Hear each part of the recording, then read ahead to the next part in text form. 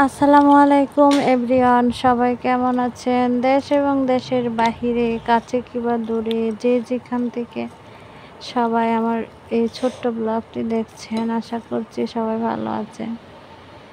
আমিও আলহামদুলিল্লাহ ভালো আছি। আপনাদের মাঝে চলে আসলাম আমার একটি ছোট্ট ব্লগ নিয়ে। আজকে হচ্ছে সন্ধ্যার ব্লগ। সন্ধ্যার পরে চিকেন ফ্রাই তৈরি করছি, আর সেটাই আপনাদের সাথে শেয়ার করছি। আগে থেকে মাংসটাকে ম্যারিনেট করে রেখেছিলাম, রেস্টে রেখেছিলাম প্রায় 40 থেকে 50 মিনিট। আর এখন ভেজে নেব।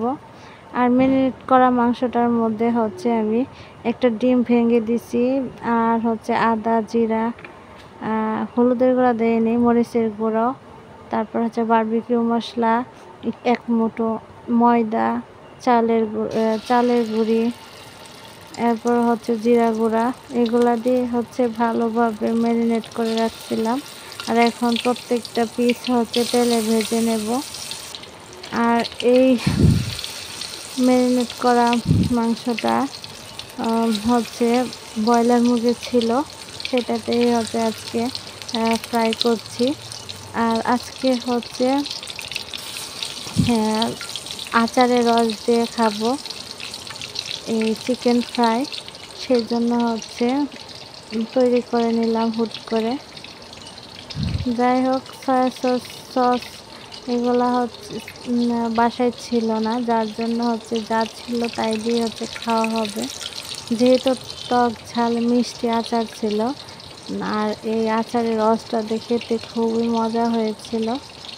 ভিডিওটা আজকের না, দুই একদিন আগের ভিডিও, সেই জন্য আমি রিপ্লাই দিচ্ছি, রিভিউটা আপনাদের সাথে শেয়ার করছি যে কেমন হয়েছিল। যাই হোক, সবাই আমার এই ভিডিওটা কন্টিনিউ করবেন। যদি ভালো লাগে তাহলে অবশ্যই আমার সাথে থেকে যাবেন এবং আমার ভিডিওতে ছোট্ট করে একটা লাইক দিয়ে আমার পাশে থাকবেন। বেশি বেশি করে শেয়ার করবেন, কমেন্ট করে আপনাদের মতামত অবশ্যই আমার সাথে শেয়ার করবেন, এই আর কি। যাই হোক, এক এক করে প্রত্যেকটা ম্যারিনেট করা মাংসটা আমি তেলে দিয়ে দিলাম। এখন উল্টে পুলটে দিচ্ছি। আজকে চিকেনটা কিছুটা যে কড়া কড়া ভাজা হয়েছে, তারপরও খেতে খুবই মজা হয়েছিল।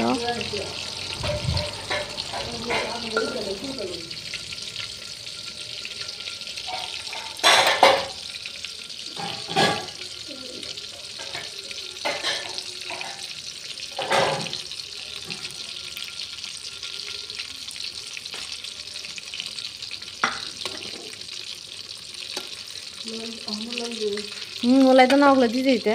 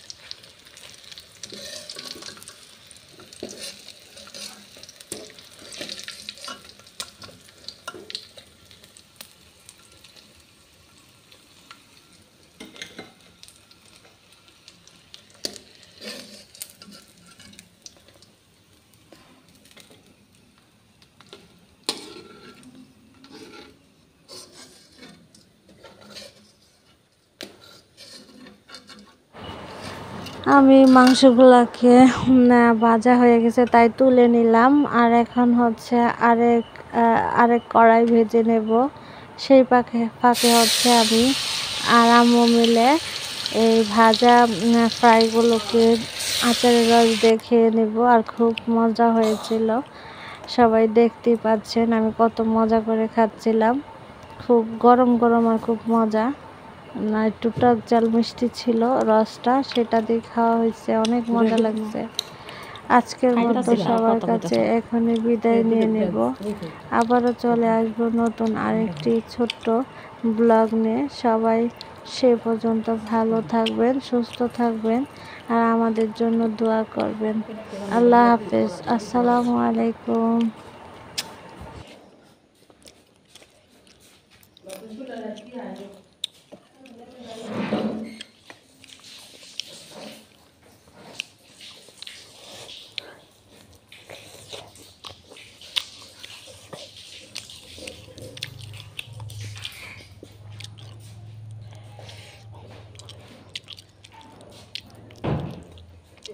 গ্লাসটা